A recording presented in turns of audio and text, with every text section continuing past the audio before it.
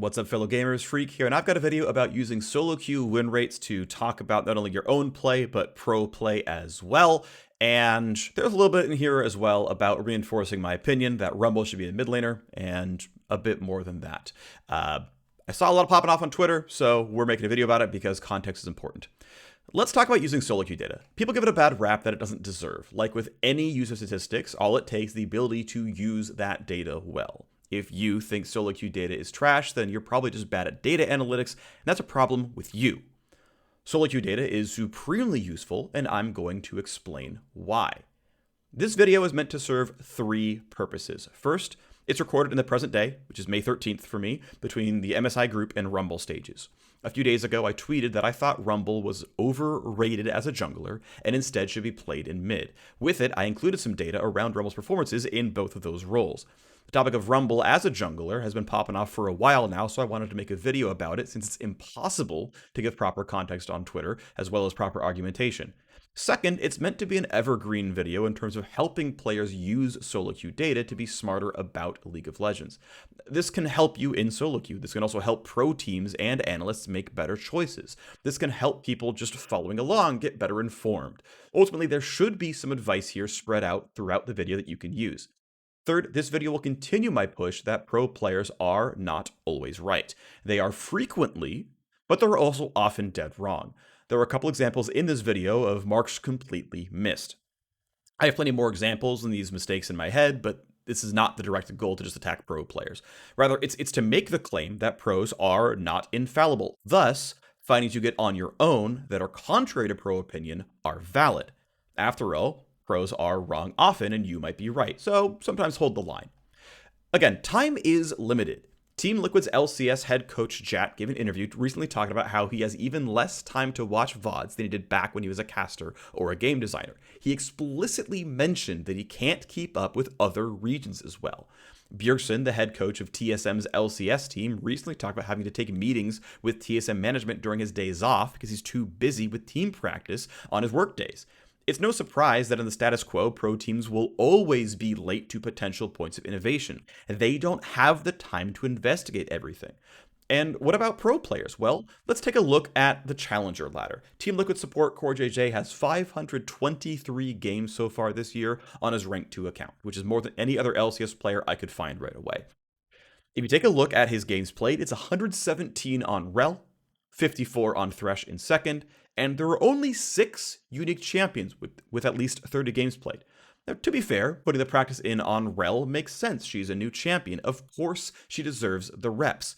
But has Core even bothered to figure out if any other enchanters other than Seraphine are viable? No. Hell, he only gave Seraphine 1/4 the games he gave Rel. Does he intuitively understand League of Legends so well he can predict champ viability without playing them? No, he does not understand League that well. Nobody does. Let's take a trip to to the year 2017.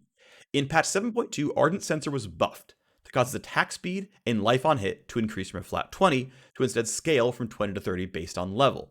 Right before the World Championship on patch 7.17, it was nerfed back down to a flat 25 at all levels because the item was finally starting to be discovered.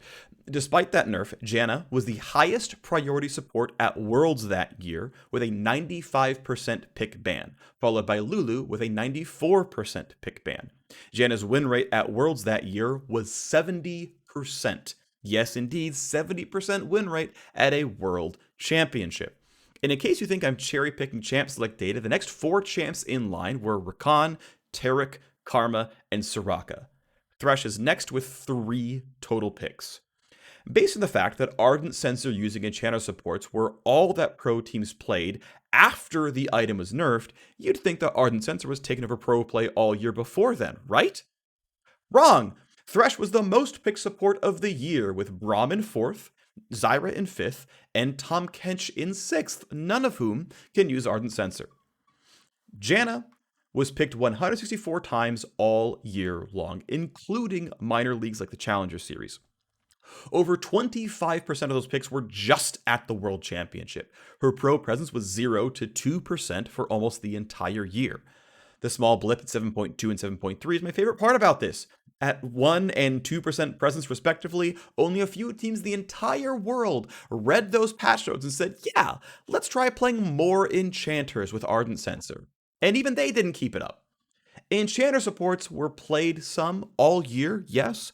Karma and Lulu were number 2 and 3 on the list year long. However, even at the height of pre-Worlds Lulu pick ban, which was in patch 7.5, Ardent Censer existed in 21% of her builds. It was bought because players eventually had enough gold for item 2, 3, or 4 in a fifth of their games, not because they were clamoring for Ardent Censer.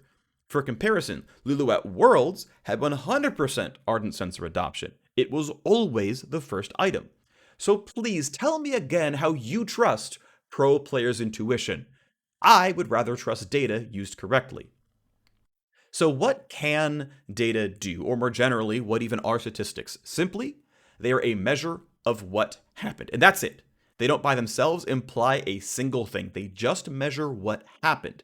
This is why anyone who tells you that statistics are bullshit is honestly just uneducated. Statistics are a measure of the real world.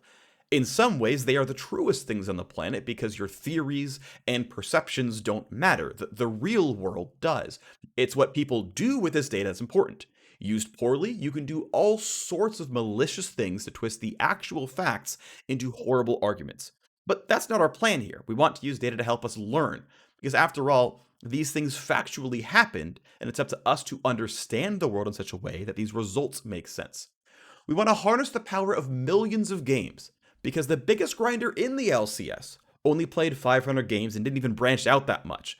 Now, only 4 to 5 games of solo queue a day every day after practice and matches is a lot of gaming, to be clear. But that's all that it gets you. This isn't meant as a diss on Core JJ. There's no way you're getting reps on new champions and exploring new ones, and then getting reps on the promising results from those explorations.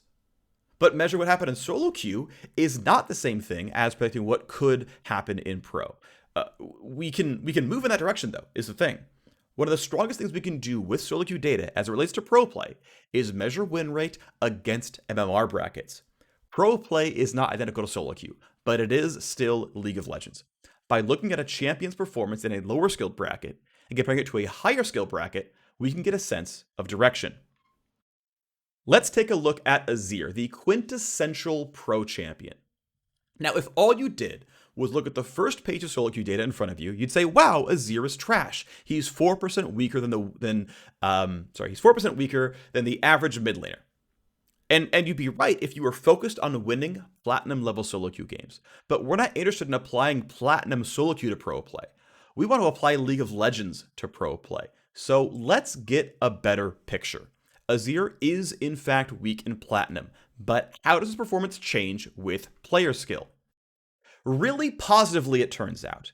A quick note on the red line. This is R squared. R squared is basically a measure of how well one variable it's a trend line, and then we're measuring R squared with it. But R squared is basically a measure of how well one variable explains the other. Using just solo queue MMR and nothing else, I can explain 90% of the win rate change Azir has across skill brackets. That's honestly really, really good, considering we're like taking bronze to masters as a linear progression through skill tiers. And it's not, but hey, it's still pretty good, right? Lo and behold, somewhere to the right of this graph is where Azir would perform in pro play. He's got about 3 times the pick and ban rate of the average champion, and wins a bit more than average as well. Azir lines up perfectly with the expectations drawn from solo queue data.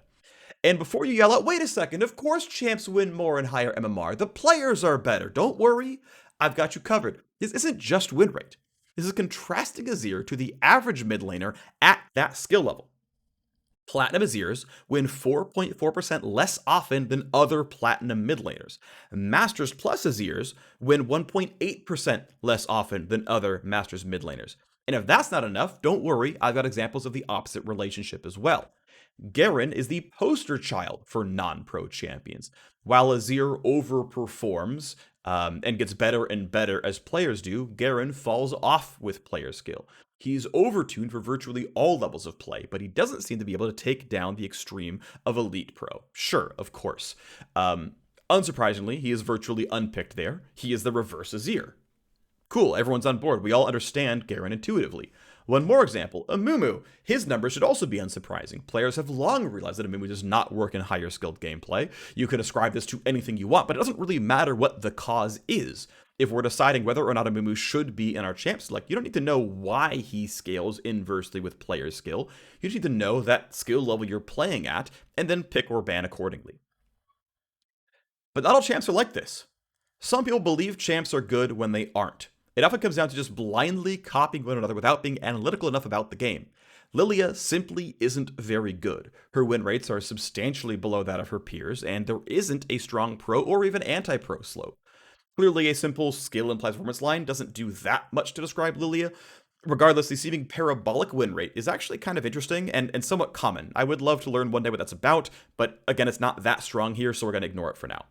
Regardless, if you truly think that this parabolic win rate change is enough that somewhere post-Masters she actually catches up to other junglers, and then surpasses them enough to be a top-tier jungler in pro and not just simply viable, that's a really bold claim. Now, at least it's based in some logic and some data, but I guess you could hold the claim that Lilia is a pro champ after all.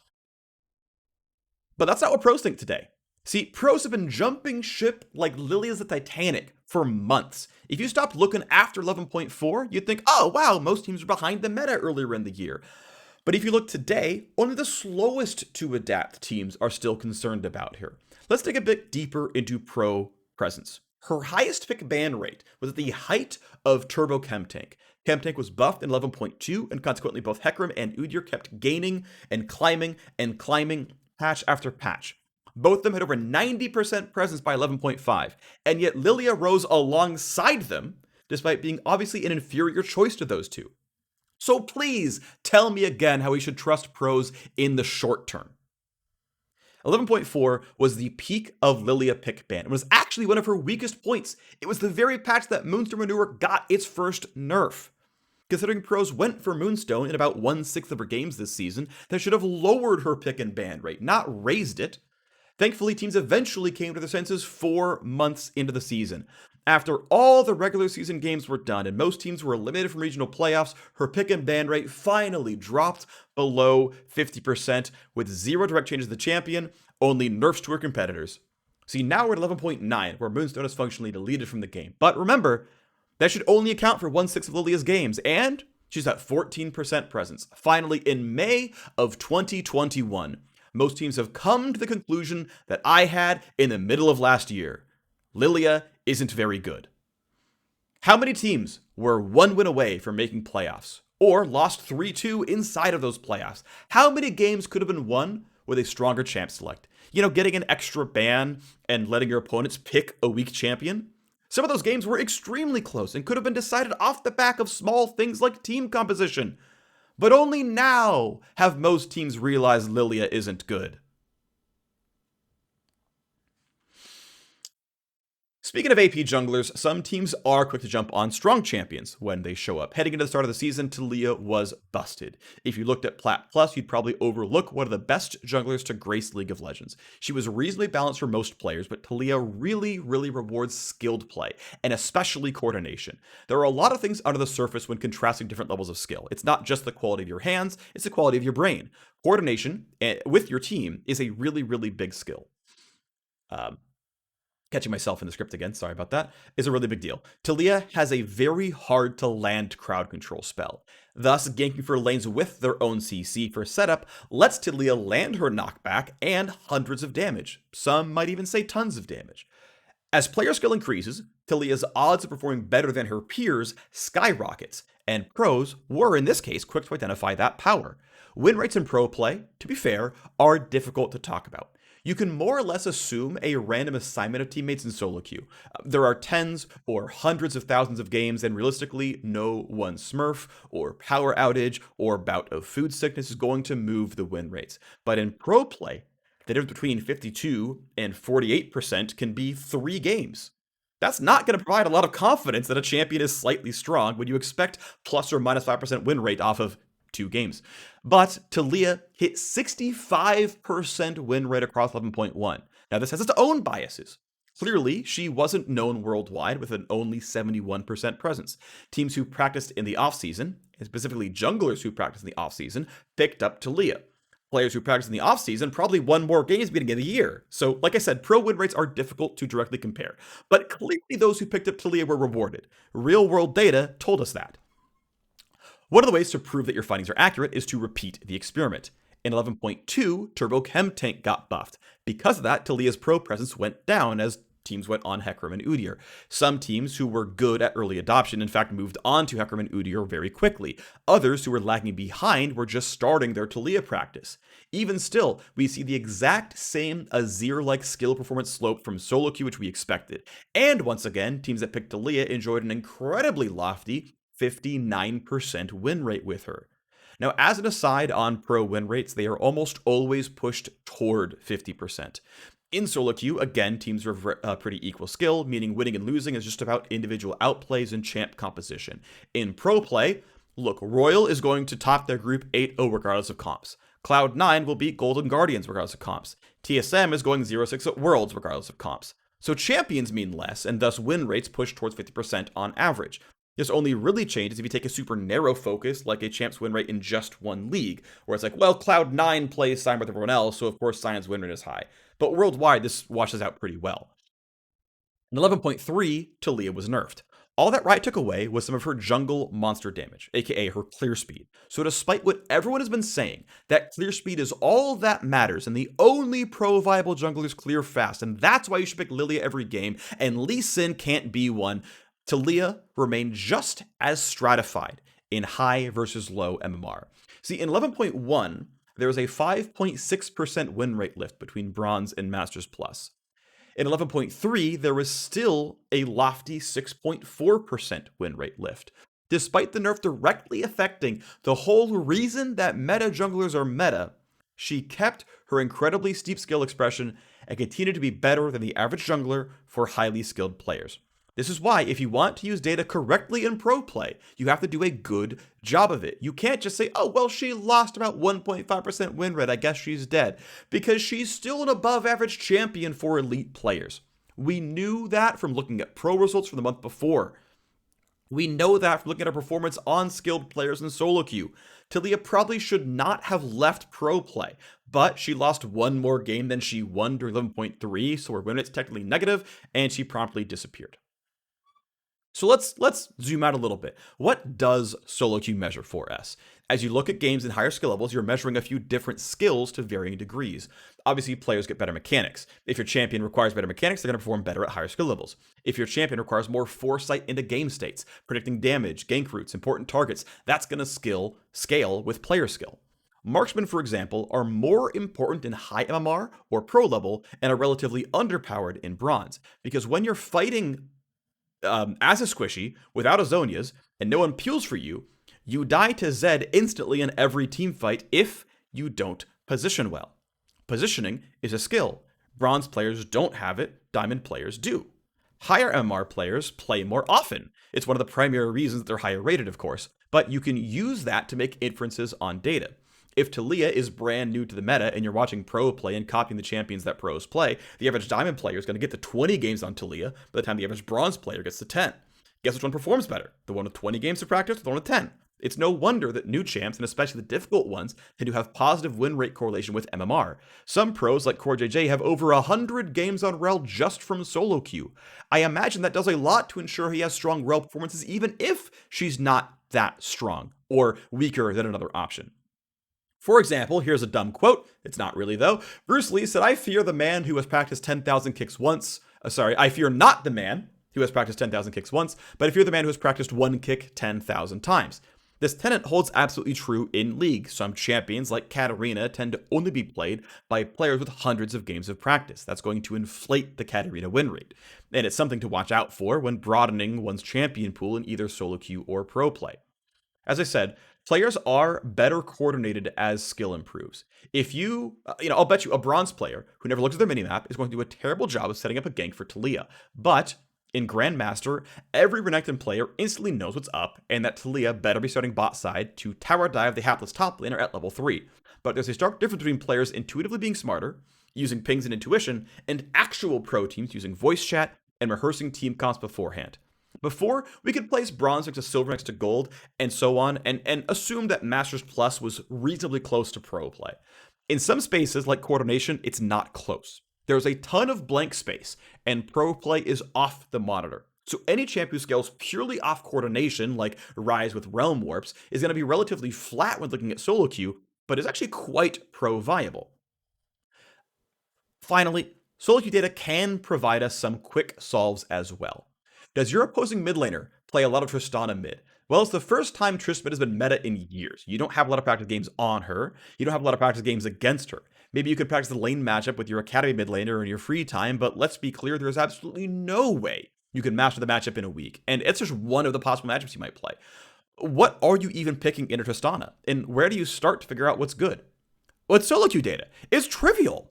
Load up a stats website, look up Tristana, ask for bad matchups. Done.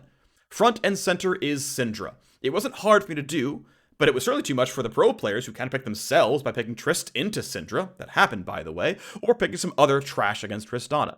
See, Tristana's power is largely in her ability to force all-ins with Rocket Jump, Halo Blades, and then resetting that jump thanks to Explosive Charge and 4 auto attacks.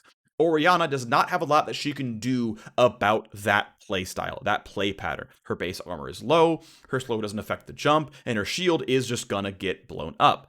But on the other side, Syndra just presses E and takes 0 damage. Suddenly, Tristana's biggest strength is nullified in that matchup. Now you're playing a scaling marksman who doesn't actually scale that well, and hey, you know, that Tristana player could just pick something else with lane pressure or better late game playmaking instead of neither. And you can easily figure out new builds as well, by the way. CroyJJ played about 30 games of Seraphine on his primary solo queue account. In how many of those games do you think he tried different builds? How many of those games, and how many games with a build does one need to ensure they're making the right choices? When was Staff of Flowing Water better than Ardent Censer?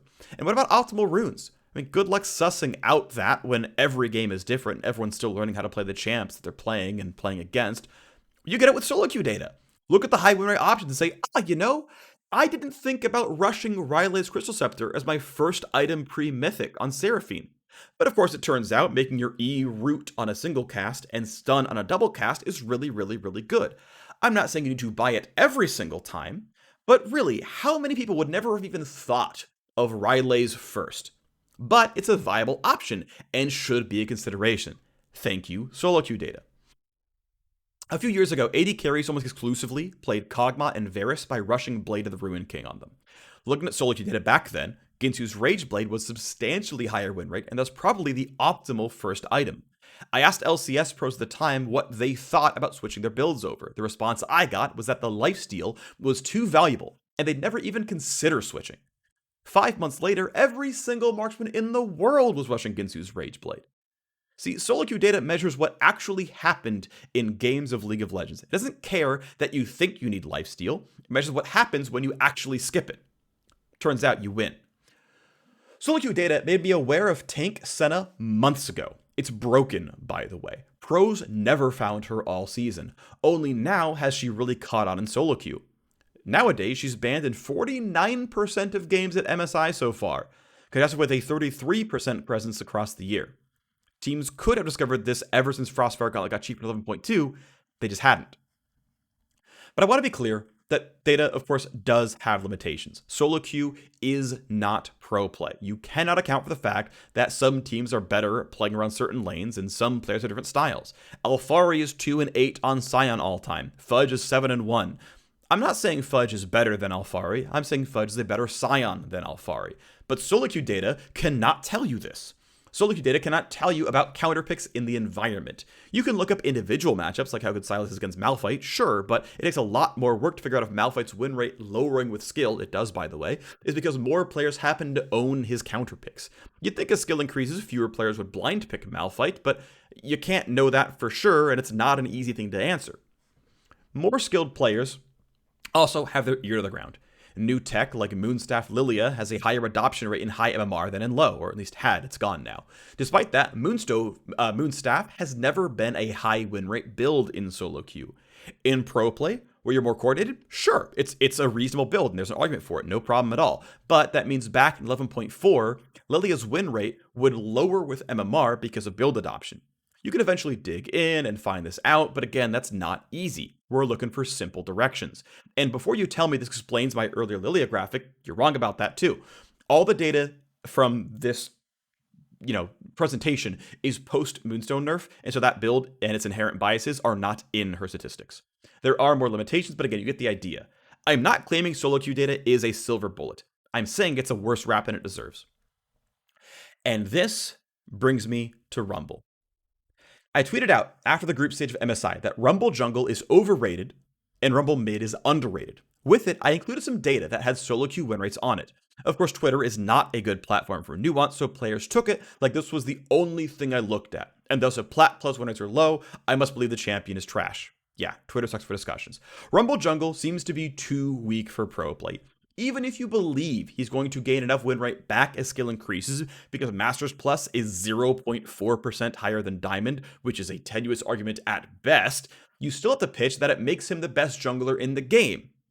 First of all, he's not, because Morgana is. And second of all, he should just be in the mid lane in the first place. We'll get to that in a second. Now keep in mind, we had Lilia fever for almost a year, and only now are players hopping off that catastrophe. What's to say they aren't wrong now? He's generically weak by having lower win rates than other junglers in every single skill bracket of solo queue, and he also fails to have strong Azir vibes in terms of gaining power with player skill. Evidence only points to him being a bad pick in the jungle, and yet the internet popped off because I provided evidence to back that claim. It's ironic because if I didn't include any data, that tweet would have gone quietly into the night without much engagement. But because I provided evidence, people assumed that 140 characters is all the thinking I've done. Now let's look at Rumble Mid. Not only is Mid Rumble generically strong, he's got an Azir curve. His win rate growth is reasonably explained by just looking at MR and going, yeah, actually, people are better using Rumble's strength as they become more skilled. And it's not like this is a meta issue at MSI either. Masters Plus Solo Queue has Sylas, Yone, Victor, and Orianna, all in the top 10 most picked for mids. Lucian and Zoe aren't far behind. Rumble is actively playing against large swaths of the MSI meta at extremely high levels of skill and outperforming literally every other mid laner. Let me be clear, Mid Rumble has the highest win rate in Masters Plus of every mid laner with over 1,000 games in the last month. Yet only Chaz has played him mid so far at MSI. I'm not even claiming he needs to be 100% mid all the time. Dodging counter picks is a core strength of flex picks. I get that. I'm saying the 14-to-1 ratio of jungle to mid when there is a 6.3% win rate gain in Masters Plus, putting him mid instead of jungle, is something that pros are overlooking, and the uninformed masses on the internet are reinforcing that ignorance. One last bombshell. Lee Sin should be a jungler at MSI. This is his win rate in jungle minus his win rate in mid lane. He's only better mid if you're sub-diamond. Anecdotally, I'm seeing this in the games as well. Lee Sin is meant to be an abusive laner because of how much sustain he has to win constant scraps, but good players just take better fights and then Lee Sin can only farm, nullifying his key strength. This would be like calling Garen good because his win rate's high in silver. But everyone keeps telling me that, you have to have a fast clear to be viable, and yet Lee Sin excels as a jungler in Masters Plus. So tell me exactly what skills are being recorded here by graphing against MMR that suddenly flip once you hit pro play. Are you telling me the games at MSI look more like bronze games than Masters games? Good luck with that one. I looked up Lee Sin top 2 to be fair, and the relationship is identical. It goes from minus 1.8 in bronze to plus 1.6 in Masters. Lee Sin is a better jungler than a solo laner if you're good at League of Legends. I hope the players at MSI are good at League of Legends. So back to the 3 points of this video, okay? Data isn't inherently anything. It is a collection of things that happened. If you're smart, you can use that collection to make smarter choices in the future. In League of Legends, you can use champions, items, runes, MMR, you name it, and come away with conclusions that you could be confident in, and use those conclusions to get answers you wouldn't have found any other way. This can help you in solo queue. This can help pro teams find counter picks in their next matches. This can help people shy away from the meta when the picks aren't good in the meta. They also let you check your intuition. There's a difference between banning Gwen because she's frustrating and banning her because she's beating you. She isn't. Pros are not always right. They are the most skilled players, and they have the most at stake when playing matches, so they are trying their hardest to make smart choices. But they're human, and time is limited. They can't explore every option. When Ardent Censer got buffed, only 1 to 2% of champ selects around the world contained Janna over the next month, and then she disappeared again. 9 months later, she was the most contested support at the World Championship. They're right a lot, and it's their job to be right. But just because pros are doing it doesn't mean they should. Finally, Rumble should be a mid laner, Lee Sin should be a jungler, for the exact same reasons that Azir is good. As player skill increases, so do those champions' performances in those roles. Draft better.